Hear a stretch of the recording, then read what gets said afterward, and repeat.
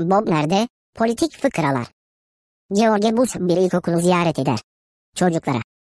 Tire sorusu olan var mı? Der. Ve küçük Bob sözü alır. Tire benim 3 sorum olacak. Bir tire seçimlerde daha az oy almanıza rağmen nasıl oldu da başkan oldunuz? 2 tire Hiroşima'ya atılan atom bombası sizce dünyanın en büyük terör faaliyeti değil midir? 3 tire hiçbir neden yokken neden Irak'a saldırmak istiyorsunuz? Aniden zil çalar ve çocuklar teneffüse çıkarlar.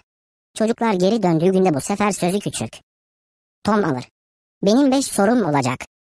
Bir tire seçimlerde daha az oy almanıza rağmen nasıl oldu da başkan oldunuz? 2 tire Hiroşima'ya atılan atom bombası sizce dünyanın en büyük terör faaliyeti değil midir?